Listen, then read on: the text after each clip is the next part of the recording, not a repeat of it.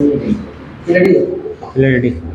Today we will study about verb. What is verb? A verb is an action word. देखिए action word भी होता है जिससे काम का होना पाया जाए। जैसे इस समय हम लोग काम कर रहे हैं। I am teaching and you are studying. मैं पढ़ा रहा हूँ और आप लोग पढ़ रहे हैं। तो दोनों लोग काम कर रहे हैं। आप पढ़ने का काम कर रहे हैं, मैं पढ़ाने का काम कर रहा हूँ। अब ये वर्ब जो होते हैं दो प्रकार के होते हैं। मैंने जैसा कल बताया था आपको, एक को जो होता है मेन वर्ब होता है, एक वर्ब वो होता है हमारा जिसको हम लोग एक्सिलरी वर्ब कहते हैं। एक्सिलरी वर्ब, ये मेन वर्ब जो होता है ये एक्शन बताता है।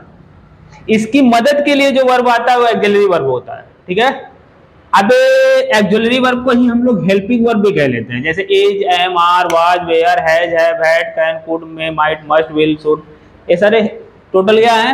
एक्सिलरी वर्ब है। हमें पढ़ना क्या है कि हमें मेन वर्ब लगाना है, तो मेन वर्ब का कौन सा फॉर्म लगाना है? फर्स्ट फॉर्म लगाना है, सेकंड फॉर्म लगाना है, कि थर्ड फॉर्म लगाना है, कि आईएनजी लगाना है, ये जानना है। या तो एक्सिलरी वर्ब लगाना है तो कौन सा एक्सिलरी वर्ब लगाना है? इज लगाना है, कि एम लगाना है, कि आर लगाना है। तो क्या रूल होता है, कहाँ इज लगाना होता है, कहाँ एम लगाना होता है, कहाँ आर लगाना होता है। ठीक है।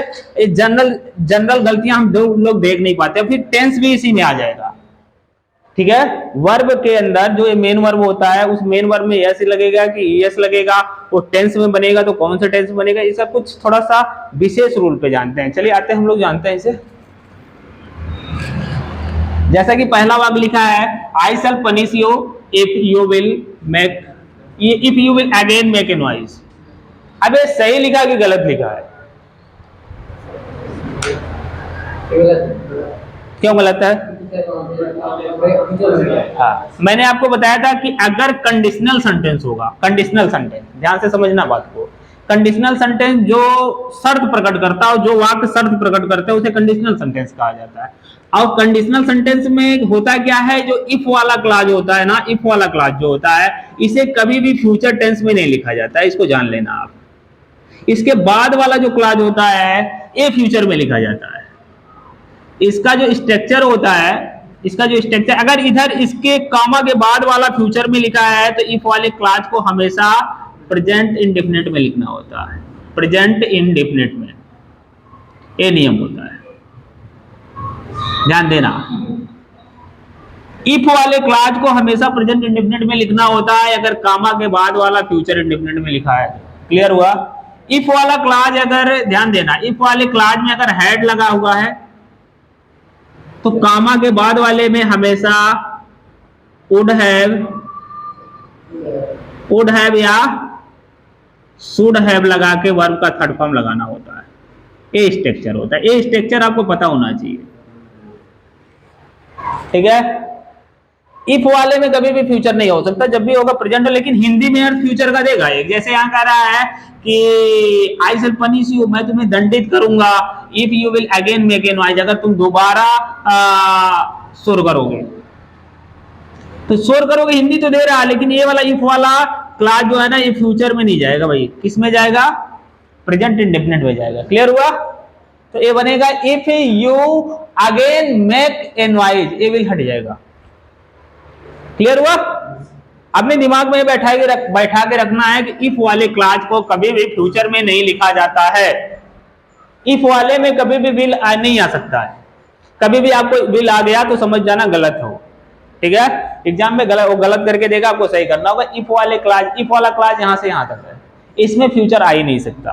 तो इधर अगर फ्यूचर है तो इधर प्रेजेंट इंडेफिनिट होगा, ये 100%। क्लियर हुआ? चलिए दूसरे पे आ गए। दूसरा देखिए कौन सा रूल कह रहा है। दूसरे में पहले हम वर्ब देखते हैं। वर्ब कौन सा लगा है, हेल्पिंग वर्ब कौन सा लगा है? यहाँ पे वर्ब WERE लगा है। वर्ब वर है, WERE। ये सही है कि गलत है? जबकि सब्जेक्ट हमारा कौन है? हेल्पिंग वर्ब हमेशा सब्जेक्ट के अनुसार लगाया जाता है। What is subject in this sentence? हाँ, देखिए यहाँ the trader as well as his children, दो लोग है ना सब्जेक्ट का काम कर रहे हैं। लेकिन हमने आपको बताया था कि जब दो लोग सब्जेक्ट का काम करें और दोनों जुड़े हो किससे? विथ से जुड़े हो, हाँ, टुगेदर विथ से जुड़े हो, टुगेदर विथ से जुड़े हो, अलॉन्ग विथ से जुड़े हो, एज वेल एज से जुड़े हो, और क्या बिसाइड से जुड़े हो। यही बताए थे ना? हाँ, दो नाउन दो सब्जेक्ट अगर विथ से जुड़े हो, टुगेदर विथ से जुड़े हो, अलोंग विथ से जुड़े हो, एज वेल एज से जुड़े हो या बिसाइड से जुड़े हो, तो हमारा जो वर्ब होता है वो पहले वाले सब्जेक्ट के अनुसार लगता है। पहला सब्जेक्ट कौन है हमारा? ट्रेडर है। ट्रेडर सिंगुलर है कि प्लूरल है? सिंगुलर है ना। This is according to singular हम वर्ब नहीं इस्तेमाल कर सकते हैं। क्या लगाते हैं हम लोग? वाज लगाते हैं। सिंगुलर के साथ क्या लगता है? वाज। बात पास्ट की हो रही हो तो सिंगुलर के साथ वाज और प्लूरल के साथ वर्ब लगाते हैं। बात पास्ट की हो रही है लेकिन हमारा सब्जेक्ट सिंगुलर है, इसलिए हमको वाज लगाना होगा। क्लियर हुआ इतना? कोई दिक्कत? चलिए, ये दोनों रूल समझ में आया? इसमें कहा कि इफ वाला क्लास फ्यूचर में कभी नहीं लिखना है। ये कह रहा है कि दो सब्जेक्ट अगर विथ से, together with, along with, as well as, besides से जुड़े हो तो पहला वाला सब्जेक्ट देखिएगा। पहला सब्जेक्ट जो है उसी के अनुसार वर्ब लगाना है। दूसरा सब्जेक्ट नहीं देखना। पहला वाला प्लूरल है तो वर्ब प्लूरल, पहला वाला सिंगुलर है तो वर्ब सिंगुलर। क्लियर? चलिए आगे बढ़ते हैं। ये दोनों क्लियर हुआ? कॉन्सेप्ट क्लियर है ना? चलिए तीसरे पे आते हैं। तीसरा मैंने बताया था कि जब किसी भी नाउन से पहले मेनी ए लिखा हो, मेनी ए, किसी भी नाउन के पहले अगर मेनी ए लिखा हो तो वो जो नाउन होगा ना, नाउन भी सिंगुलर होगा और वर्ब भी सिंगुलर होगा, दोनों सिंगुलर होंगे। मेनी ए के बाद नाउन भी सिंगुलर और वर्ब भी सिंगुलर, ये दोनों सिंगुलर ही होनी चाहिए मेनी ए के बाद। आ रहा समझ में? और एक चीज और बताया था मैंने, एक ग्रेट वाला, एक ग्रेट मेनी लिखा होगा, अभी नीचे दिया भी है, एक ग्रेट मेनी लिखा होगा ना, एक ग्रेट मेनी के बाद नाउन भी प्लूरल होगा और वर्ब भी प्लूरल होगा, दोनों प्लूरल होंगे। कॉन्सेप्ट क्लियर है क्या? हाँ, मेनी ए आएगा तो नाउन भी सिंगुलर और वर्ब भी सिंगुलर, और ग्रेट मेनी आ जाएगा तो नाउन भी प्लूरल और वर्ब भी plural. Is that clear? Concept clear हो रहा ना? अब यहां गलती क्या है? देखिए, मेनी ए के बाद यहां देखिए नाउन हमारा बॉयज कर दिया। क्या होना चाहिए था? बॉय होना चाहिए। वर्ब हमारा आर कर दिया। आर का सिंगुलर क्या होता है? ये जो होता है। बाकी सब सही। क्लियर? कॉन्सेप्ट जहां क्लियर नहीं होगा पूछना आप। हो रहा ना कॉन्सेप्ट क्लियर? हो रहा? चलिए देखिए, इच आ गया। हमने आपको बताया था कि दो नाउन अगर एंड से जुड़े हो, दो नाउन अगर एंड से, इधर भी नाउन हो और इधर भी नाउन हो, दो नाउन अगर एंड से जुड़ा हो ना, तो ये जो वर्ब आएगा ये प्लूरल वर्ब आएगा, ये प्लूरल वर्ब आएगा। दो नाउन एंड से जुड़ा हो, लेकिन दो नाउन एंड से जुड़ने के बावजूद अगर इन दोनों के पहले इच या एवरी आ जाए ना, इच आ जाए या एवरी आ जाए, तो ये आपका प्लूरल वर्ब नहीं होगा। तब क्या कर देगा? वो सिंगुलर हो जाएगा, तुरंत सिंगुलर। किसी भी नाउन के पहले इच या एवरी का प्रयोग कर दिया गया है अगर, और वो सब्जेक्ट का काम कर रहा है, तुरंत उसको सिंगुलर बना देता है। हाँ, नहीं, नाउन नहीं सिंगुलर होगा, नाउन तो प्लूरल ही रहेगा। जो वर्ब होगा ना, जो वर्ब होगा वो आपका सिंगुलर हो जाएगा। यहां पे देखिए क्या है, इच ऑफ दीज स्टिक, ये दीज स्टिक्स रहेगा, लेकिन यहाँ पे जो वर्ब है ना ये सिंगुलर हो जाएगा। आर के जगह पे क्या करोगे? इज हो जाएगा each of these sticks is broken. Noun को प्लूरल ही रहने देना है, लेकिन वर्ब जो है ना वो क्या करेंगे? सिंगुलर हो जाएगा। क्लियर हुआ? कहीं भी इच या एवरी लग जाए किसी भी नाउन के पहले, तो आप तुरंत समझ जाना जो वर्ब होगा वो सिंगुलर हो जाएगा तुरंत। क्लियर? चलिए आगे बढ़ते हैं। नेक्स्ट,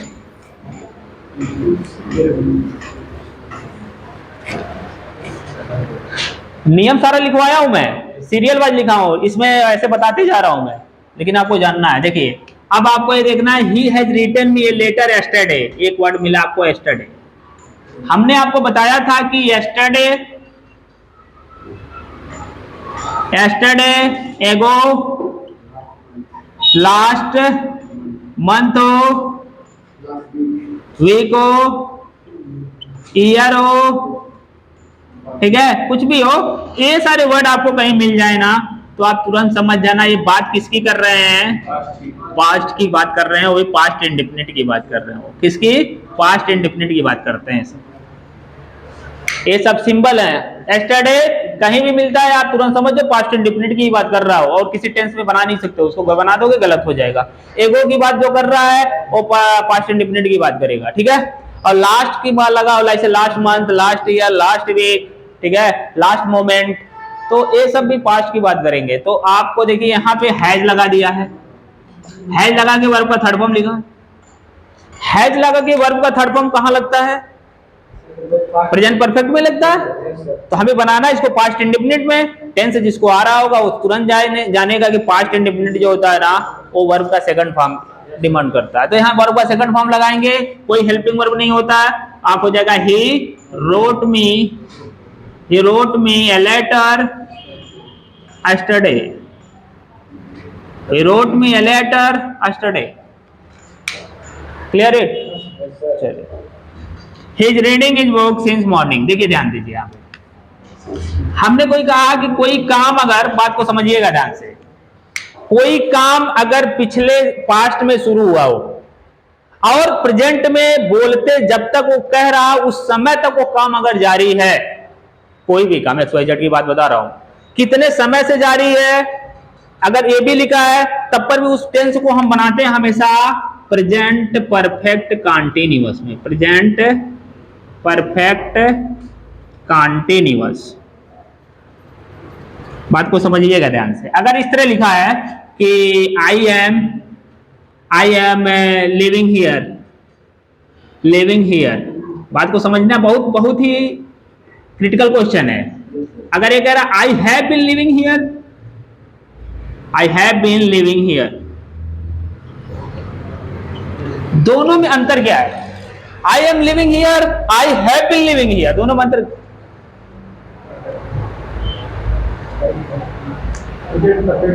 ये प्रेजेंट परफेक्ट कॉन्टिन्यूअस है, ये प्रेजेंट कॉन्टिन्यूअस है, लेकिन अर्थ में अंतर क्या है मालूम है? ये जो कह रहा आई एम लिविंग हियर, तो इसका मतलब ये कह रहा है कि अभी वो तत्काल से रह रहा है, तुरंत रह रहा हुआ है वहां पे। अगर वो इस तरह कर I have been living here, तो इसका मतलब वो पहले भी रह रहा था, अभी भी रह रहा है, मतलब रहने का कार्यक्रम उसने बिफोर से शुरू किया है। अब कितने समय पहले से शुरू है, समय नहीं लिखा, समय भी हो सकता है इसमें। जैसे अगर यही कहते हैं कि I have been living here for 2 years, कभी कभी ये समय साइलेंट रहता है। अब ये कहने का तात्पर्य हो गया कि मैं 2 साल से यहां रह रहा हूं, इसका मतलब मैंने रहने का काम 2 साल पहले शुरू कर दिया था यहाँ पे, और यहाँ पे नहीं, 2 साल पहले नहीं, अभी तुरंत तत्काल रह रहा हूं। ये प्रेजेंट कॉन्टिन्यूअस जो होता है ना, तत्काल की बात बताता, काम कंटिन्यू रहता है प्रेजेंट में। ये जो होता है काम पास्ट में शुरू होता है और प्रेजेंट तक जारी रहता है, तब से लेके प्रेजेंट तक जारी रहता। कितने समय तक जारी है, कभी कभी समय भी दे देता। अब देखिए यहां समय दे दिया है, क्या कह रहा है? Since morning. मैं कह रहा कि इस किताब को पढ़ रहा हूं, मैंने पढ़ने के तुरंत नहीं शुरू किया है, सुबह से शुरू किया है। तो सुबह से शुरू किया तो किस टेंस में जाना चाहिए? प्रेजेंट परफेक्ट कॉन्टिन्यूअस में जाना चाहिए ना। तो यहाँ पे इज नहीं होना चाहिए, क्या होना चाहिए? हैज बीन हो जाना चाहिए, हैज बीन रीडिंग। अब ऐसे ही हो जाएगा, he has been reading this book since morning. Clear हुआ? हाँ, कॉन्सेप्ट क्लियर है। चलिए आगे देखते हैं, कहाँ रखे भाई मिटाने वाला।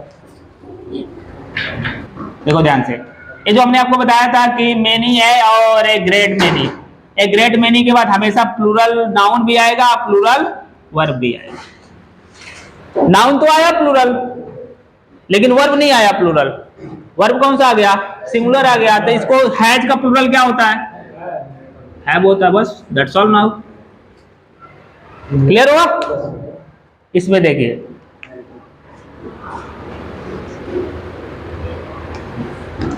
जो हमने आपको बताया था, यहां पे बात नहीं करो, यहां पे मैंने बताया कि 2 नाउनों को जोड़ने का काम जब विथ करे, टुगेदर विथ करे, एलॉन्ग विथ करे, एज लॉन्ग एज करे, एज वेल एज करे, ठीक है, और बिसाइड्स करे, तो पहला वाले सब्जेक्ट के अनुसार वर्ब लगता है। लेकिन अगर 2 नाउन को जोड़ने का काम अगर आइदर आर करे, आइदर आर करे, नाइदर नॉर करे, नॉट ओनली बट आल्सो करे,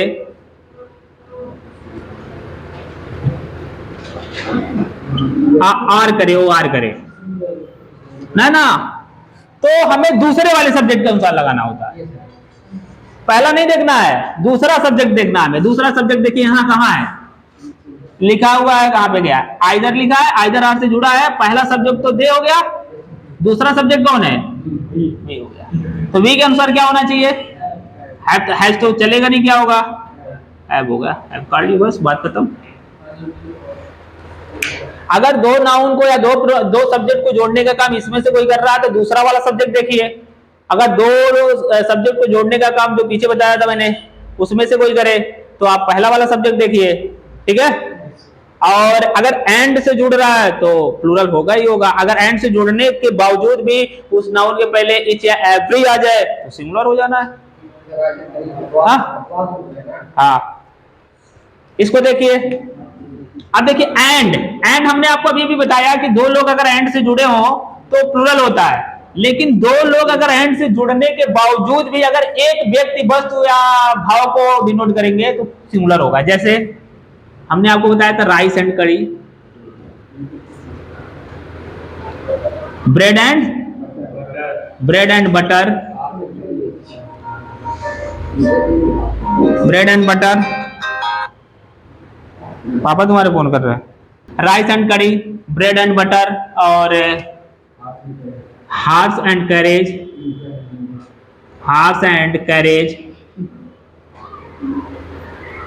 हैमर एंड सिकल भी है इसी में। और चौथा क्या बताए थे, principal and manager, the principal and manager. हंसिया थोड़ा, प्रिंसिपल एंड मैनेजर। और एक बताए थे शायद, बहुत सारे हैं ऐसे। ये सब मिलके दोनों एक ही हैं। दो लोग अगर एंड से जुड़े हो और वो दोनों लोग एंड से जुड़ने के बावजूद भी एक ही हो तो आपको एंड से जुड़ने के बावजूद भी उसके साथ जो वर्ब इस्तेमाल करेंगे वो कौन सा लगाएंगे, सिंगुलर लगाएंगे। अन्यथा एंड से जब जुड़ जाता है कोई तो प्लूरल हो जाता है। अब यहाँ पे देखिए राइस एंड कड़ी की बात जो हो रहा है ना, राइस और कड़ी दोनों मिला के एक ही चीज होती है। जब यहाँ पे एक ही होता तो आर नहीं होगा, क्या होगा, इस टेस्टी डिश। एक क्लियर हुआ? हाँ, चलिए आगे देखते हैं, इसको भी समझ लें। अगर एक वाक्य में, इधर देखो ध्यान से, एक वाक्य में डबल क्लॉज दिया हो, ठीक है, डबल क्लॉज दिया हुआ हो और वो किसी कंजक्शन से जुड़ा हो, जैसे दैट हो, व्हाट हो, विच हो, व्हेन हो, वेयर हो, व्हाई हो, तो जो प्रिंसिपल क्लॉज होता है, प्रिंसिपल क्लॉज अगर वो पास्ट में लिखा है, ये प्रिंसिपल क्लॉज है। अब प्रिंसिपल क्लॉज किसे कहते हैं, वो क्लॉज जो किसी के ऊपर डिपेंड नहीं होता, वो प्रिंसिपल क्लॉज होता है। अगर ये पास्ट में लिखा है तो इसके बाद भी पास्ट ही आएगा। अगर यूनिवर्सल ट्रूथ नहीं है तो, यूनिवर्सल ट्रूथ रहेगा तो प्रेजेंट में आ सकता है, लेकिन अगर यूनिवर्सल ट्रूथ नहीं है तो उसको पास्ट में ही लिखना होता है। जैसे यहाँ सेल पास्ट नहीं है, गलत हो गया। टुमारो भी पास्ट नहीं है, ये भी गलत हो गया। इन दोनों को जब पास्ट करेंगे तो सेल का पास्ट क्या होगा, शुड हो जाए, ठीक है। तो शुड करना पड़ेगा यहाँ पे। टुमारो का क्या होगा, प्रीवियस डे, नेक्स्ट डे होगा। ये सारी चीजें भी ध्यान देना है। इतने सारे नियम आपको याद रखने हैं, आपका वर्ब खत्म हो जाएगा। कोई दिक्कत हो जाएगा, ओवर नाउ इसको